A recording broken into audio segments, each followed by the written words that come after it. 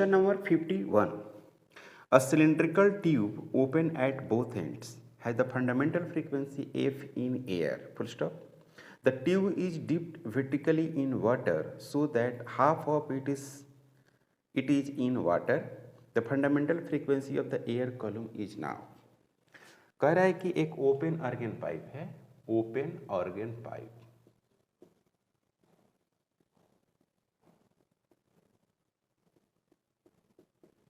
इस तरह से होगा। ये हो गया ओपन ऑर्गन पाइप, इसकी लंबाई कितनी है? L। ये हो गया मिड पॉइंट।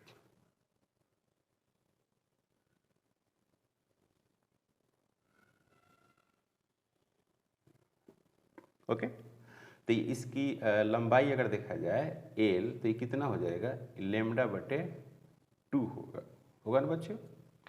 तो इसकी फंडामेंट, ये फ्रीक्वेंसी जो लिखेंगे वो क्या लिखेंगे? NV/2L लिखते हैं। तो फंडामेंटल फ्रीक्वेंसी n बराबर 1 लिखेंगे तो V/ कितना हो गया? 2L हो गया। क्लियर? अब इसी को वाटर में रखते हैं। When placed in water, when placed in water, इसको वाटर में फिक्स कर रखते हैं हाफ पार्ट, तो कैसा हो जाएगा? ये पूरा वाटर से भर दिया गया। ओके, तो वाटर से जब भर देंगे तो इसका लंबाई कितना लेंगे? L/2 लेंगे, L/2।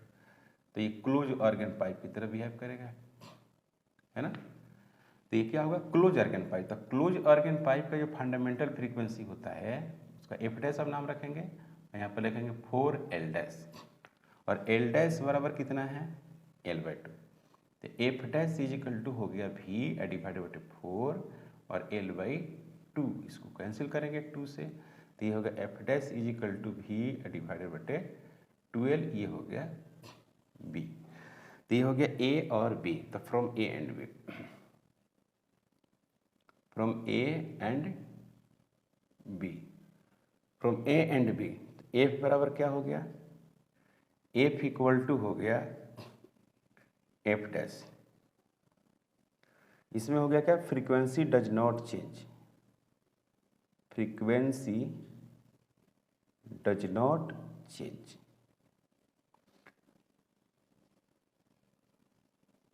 फ्रीक्वेंसी चेंज नहीं होगा। क्लियर? ये रहा 51। 52.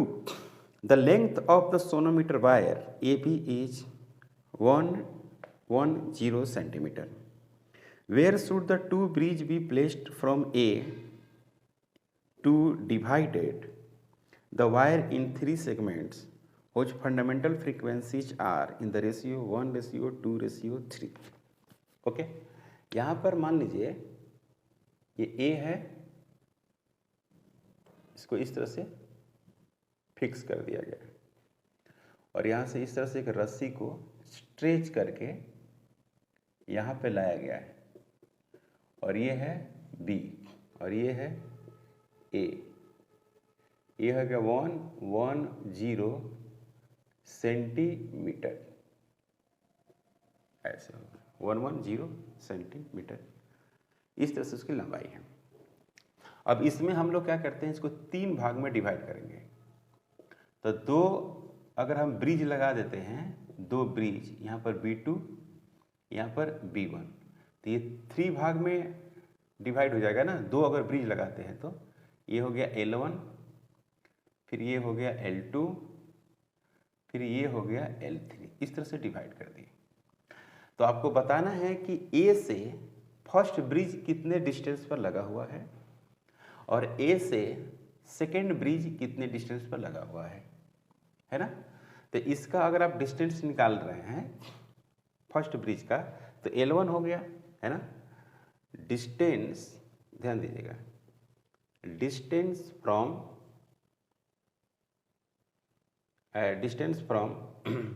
डिस्टेंस ऑफ, ऐसे लिखते हैं, डिस्टेंस ऑफ B1 फ्रॉम कहाँ से?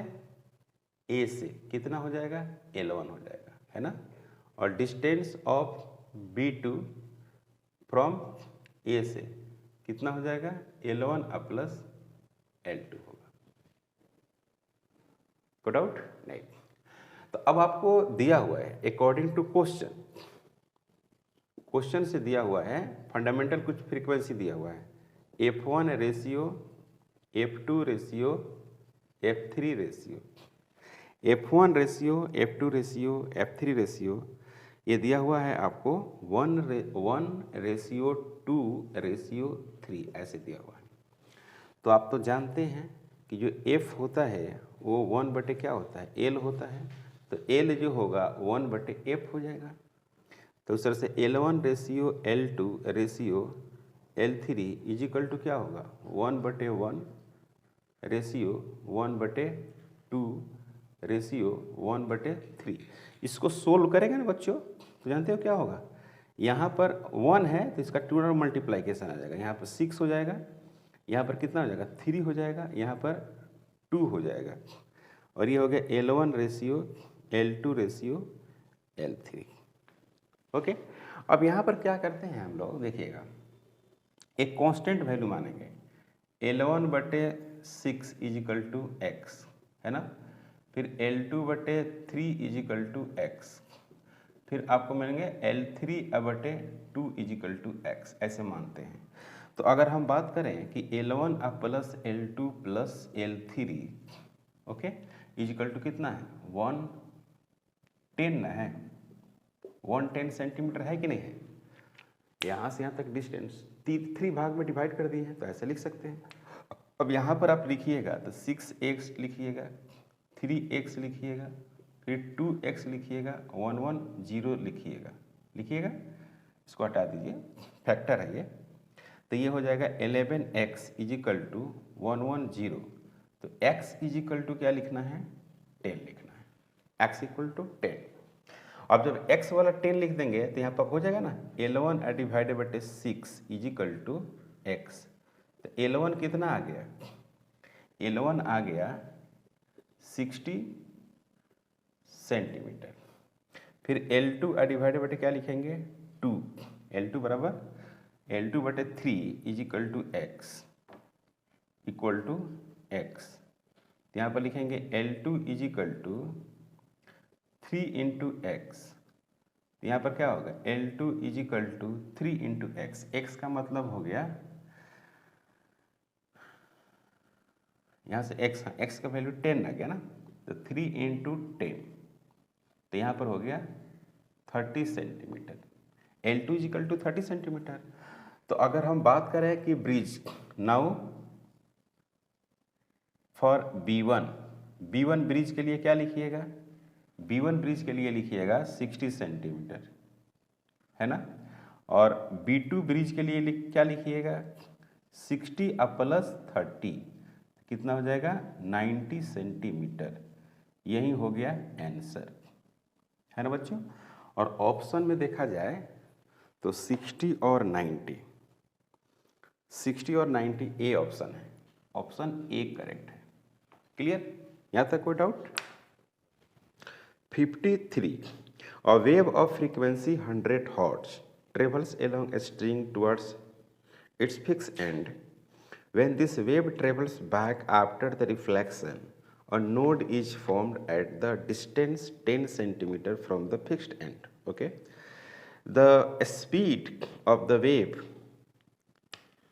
आपको स्पीड ऑफ द वेव बताना है। देखो भाई, इस तरह से यहाँ पर ऐसे फिक्स कर दिया गया होगा, है ना, और इस तरह से आया वेव इस टकरा कर, और इस तरह से एक मान लीजिए ऐसे 10 सेंटीमीटर पर नोड बना दिया, है ना, 10 सेंटीमीटर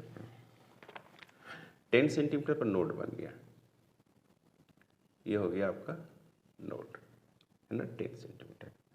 इसमें फ्रीक्वेंसी आपको दिया हुआ है, फ्रीक्वेंसी है आपको 100 हर्ट्ज दिया हुआ है, 100 Hz, ठीक है। तो ये जो L है वो कितना है, λ/2 है, क्या बच्चों, λ/2। तो हो गया आपका यहाँ पर कि L इजिकल टू λ/2 मतलब 0.0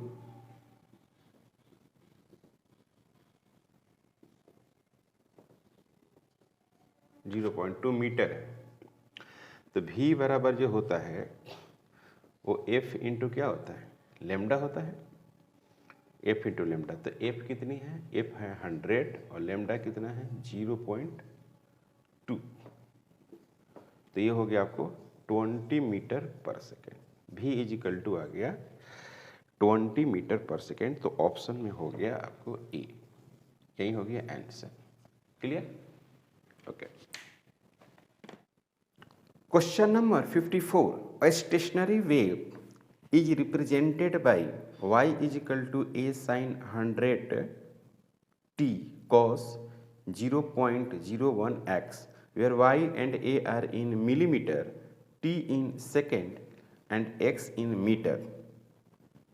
The velocity of wave is, velocity of the wave बताना है आपको। y is equal to a और sin 100t cos 0.01 into x, where y and a are in millimeters, t in seconds, x in meter. The velocity of wave is, velocity of the wave is y is equal to a sin omega t a cos kx, cos kx। तो यहाँ पर omega is equal to है 100 radian और यहाँ पर k equal to है 0.01 metre minus 1, metre minus 1। तो आपको निकालना है वेव वेलोसिटी। तो v इक्वल टू होता है ओमेगा बटे k। तो यहाँ पर हो गया 100 और यहाँ पर हो गया 0.01। तो यहाँ पर हो गया इतना मीटर पर सेकेंड होगा। तो v is equal to 10 to the power 4 metre पर सेकेंड, बहुत ज़्यादा स्पीड है ना। तो ये हो गया आंसर और आंसर में हो गया ए सही है। क्वेश्चन नंबर 55 में है, a stretched string resonates with the tuning fork, frequency जो दिया हुआ है 512 hertz, when the length of the string is 0.5 metre, the length of a string required to vibrate the resonance with the tuning fork frequency 256 hertz would be। देखिए पहली बात की frequency जो होता है स्ट्रेच स्ट्रिंग का वो 1/12 रूट अंडर टी बटे म्यू, ये फंडामेंटल फ्रीक्वेंसी है। तो फ्रीक्वेंसी जो हो गया 1 बटे क्या हुआ एल हो गया। ओके। तो यहाँ पर अगर यहाँ पर अगर हम बात करें F1 डिवाइडेड बटे F2, तो यहाँ पर क्या लिखना होगा L2 डिवाइडेड बटे L1। हमको क्या निकालना है, हमको कैलकुलेट करना है L2। तो यहाँ पर क्या लिखेंगे F1 डिवाइडेड बटे F2 इंटू L1। क्लियर? तो यहाँ पर F1 दिया हुआ है, कितना दिया है बच्चों, F1 दिया हुआ है 512 हर्ट्ज। फिर फ्रीक्वेंसी सेकेंड का दिया हुआ है, ये है आपको 256 हर्ट्ज। और फिर आपको L2 दिया हुआ है, सॉरी L1 दिया हुआ है 0.5 मीटर। आसान है। यहाँ पर हो गया F2 is equal to sorry L2। तो L2 is equal to F1 का वैल्यूज है 512, यहाँ पर है 256 इंटू 0.5, ये कैंसिल हो जाएगा 2 से, है ना। तो L2 इज इक्वल टू जो होगा 0.5 इंटू 2, तो ये कितना आएगा बच्चों 1 मीटर आएगा। यही आंसर होगा। L2 is equal to 1 metre. और 55 का जो ऑप्शन है वो है सी ऑप्शन इसका correct. A closed organ pipe closed at one end is excited to support the third overtone. It's found that air in the pipe, third overtone, पहले तक closed organ pipe है, closed organ pipe, okay. और third overtone है ना, third overtone का मतलब होता है फोर्थ फ्रीक्वेंसी, मतलब कि फोर्थ हार्मोनिक बोलते हैं इसको। आप पढ़े होंगे थ्योरी में फोर्थ हार्मोनिक करके।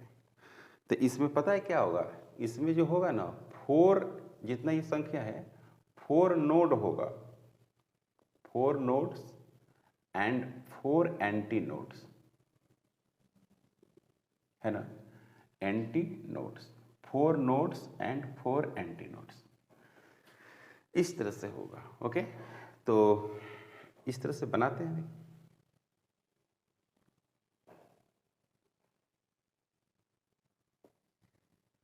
ऐसे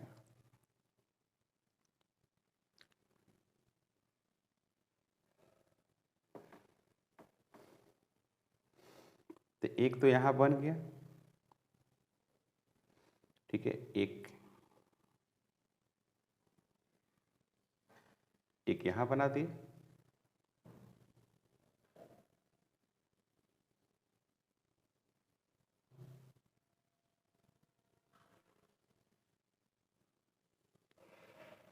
एक नोड यहां बन गया, है ना, और 4 एंटी नोड भी बन गया।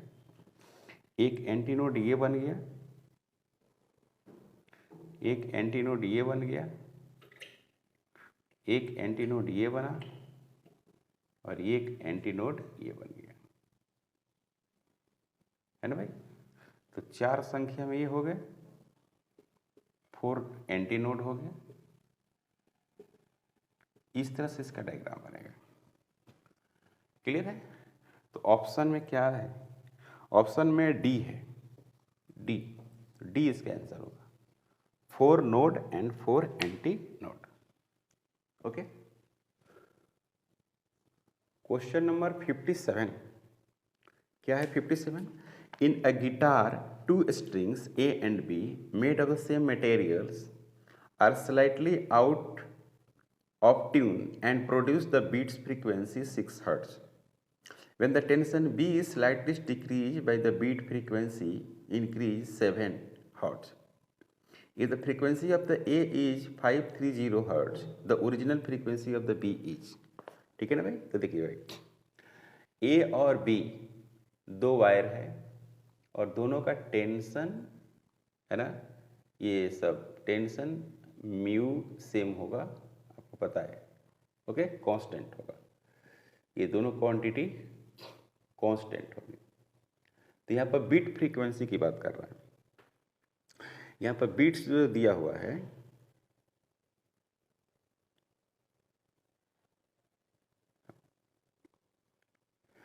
यहाँ पर दिया हुआ है बीट्स फ्रीक्वेंसी, बीट फ्रीक्वेंसी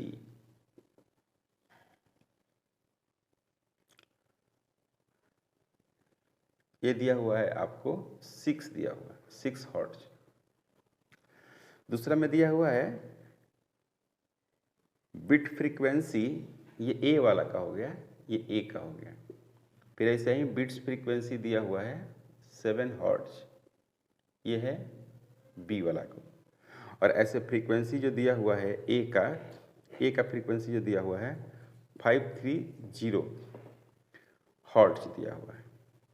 तो आपको निकालना है ओरिजिनल फ्रीक्वेंसी बी का क्या होगा, बी का ओरिजिनल फ्रीक्वेंसी। तो आप बीट्स में आप पढ़े होंगे कि चेंज फ्रीक्वेंसी, यानी फ्रीक्वेंसी के जो चेंज होता है उसी को हम लोग क्या बोलते हैं, बीट्स बोलते हैं, चेंज ऑफ फ्रीक्वेंसी। तो यहाँ पर अगर देखा जाए तो एफ ए बराबर जो दिया हुआ है बच्चों, ये एफ ए हो गया, एफ ए, और बिट्स जो दिया हुआ है आपको क्या दिया हुआ है, इस तरह से दिया हुआ है, यानी डेल्टा F1 इसको बिट्स बोलते हैं। तो ये दिया हुआ है 6Hz। तो अगर फार्मूला से आप देखेंगे कि बिट्स फ्रीक्वेंसी हम लोग कैसे लिखते हैं, यानी F B is equal to, है ना, एफ ए और प्लस या माइनस डेल्टा F1 होगा, यानी F B minus F A is equal to change in frequency होती है। तो यहाँ पर अगर हम एफ बी की बात करें, एफ बी की, तो F A plus minus delta F one, तो यहाँ पर है 530 प्लस माइनस 6, तो एक तो हो गया 536 और एक हो गया 524। ये हो गया आपको एफ बी का वैल्यूज। तो इसमें जो ऑप्शन है, अगर ऑप्शन के अकॉर्डिंग हम लोग देखें वैल्यूज कितना था 57, क्वेश्चन नंबर 57। तो इसमें ऑप्शन जो दिया हुआ है वो दिया हुआ है 523, 523 मतलब लेस वैल्यू दिया हुआ है। एक दिया हुआ 524, तो 524 तो है, 524 है। एक वैल्यू दिया हुआ है 536, तो 536, तो ये तो हो गया मैक्सिमम वैल्यूज, और ये हो गया 537। तो कह रहे कि ओरिजिनल फ्रीक्वेंसी क्या रहा होगा, तो ओरिजिनल फ्रीक्वेंसी जो रहा होगा वो 524 रहा होगा। तो आंसर में जो होगा वो हो गया 524, और ये ऑप्शन है बी। तो इसका बी पार्ट सही है। Okay, question number 58। 3 sound waves equal amplitude have frequency n-1, n+1, the superimposed to give the beats. Okay, the number of beats produced per second will be, पहली बात देखिए, एक frequency है n-1, दूसरा है n और तीसरा है n+1, है ना। इसको मान लेते हैं f1, f2, फ्रीक्वेंसी f3। तो बीट्स प्रोड्यूस जो होगा, beats change in frequency, change in frequency यानी फ्रीक्वेंसी में जो चेंज होता है उसको हम लोग बीट्स नाम देते हैं, चेंज इन फ्रीक्वेंसी। तो यहाँ पर क्या लिखेंगे, beats is equal to f3 minus f1। तो यहाँ पर हो गया n+1 माइनस n-1, तो n+1 माइनस n+1 ये कैंसिल, तो क्या होगा 2 होगा, बीट्स इक्वल टू, और यही हो गया आंसर। को doubt? Question number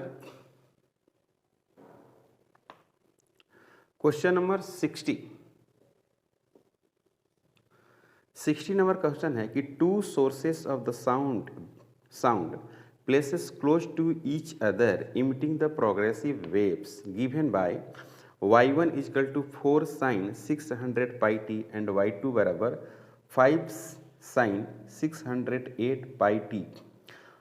Observe locate near those sources sound will be here. तो इसमें आपको दो चीज़ें चाहिए। एक तो आपको चाहिए क्या, ratio of amplitude and beats. तो सबसे पहले जो y1 है, y1 वो है आपको 4 साइन 600 पाई टी, और y2 जो है बच्चों वो है आपको 5 और साइन 608 पाई और टी, इस तरह से लिखा हुआ है। ओके, अब हम क्या करते हैं कि इसमें पहले जो एम्पलीट्यूड का रेशियो है और एक फ्रीक्वेंसी का रेशियो है, तो फ्रीक्वेंसी नहीं बीट्स का रेशियो, तो 600 पाई लिख सकते हैं। तो यहाँ पर क्या लिखेंगे, 2 पाई f1 इज इक्वल टू 600 पाई, तो ये और ये कैंसिल हो जाएगा। तो f1 इज इक्वल टू जो होगा वो हो गया 300 hz, f1 हो गया। उसी तरह से ओमेगा 2 इज इक्वल टू अगर हम बात करें तो 608 ऐसे, तो 2 पाई, पाई भी है, f2 इज इक्वल टू 608 पाई लिख सकते हैं, पाई से पाई कैंसिल, तो f2 इज इक्वल टू लिखेंगे 30 और 4। तो बीट्स जो आएगा बच्चों, बीट्स वो आएगा क्या, f2 माइनस f1 यानी 304 माइनस 300, तो बीट्स इज इक्वल टू आएगा 4, है ना, आंसर आएगा। एक तो ये हो गया beats frequency. A1 is equal to क्या होगा, A1 इक्वल टू 4 मीटर और A2 इज इक्वल टू जो हो गया वो हो गया 5 मीटर। तो इसमें कह रहा है कि मैक्सिमम और मिनिमम का रेशियो, है ना, मैक्सिमम इंटेंसिटी और मिनिमम इंटेंसिटी का आपको रेशियो पूछा हुआ है, देख रहे हैं, मैक्सिमम और मिनिमम का रेशियो। तो आई जो मैक्स होता था, याद कीजिए, आई मैक्स बटे आई मीन, ये क्या लिखते थे पता है, A1 प्लस A2 इसका स्क्वायर ऐसे लिखते थे, और A1 माइनस A2 इसका स्क्वायर। तो यहाँ पर A1 प्लस A2 का मतलब क्या होगा, 9 इसका स्क्वायर, और फिर क्या हो गया माइनस 1 इसका स्क्वायर। तो ये हो गया क्या 81 बटे 1, मतलब कि आई जो मैक्स है, रेशियो आई मीन, वो है आपको 81:1। ये हो गया आंसर। तो इसमें अगर ऑप्शन देखा जाए तो ऑप्शन है आपको डी, है ना बच्चों, डी ऑप्शन करेक्ट है इसका अगर ऑप्शन देखा जाए तो डी है। तो ये था क्वेश्चन नंबर 60। तो आज हम लोग 60 तक सोल्व किए हैं, कंटिन्यू हम लोग नेक्स्ट क्लास में, है ना, 60 के आगे सोल्व करेंगे। अगर आप हमारे चैनल पर नए हैं प्लीज़ सब्सक्राइब करें, शेयर करें। Thank you.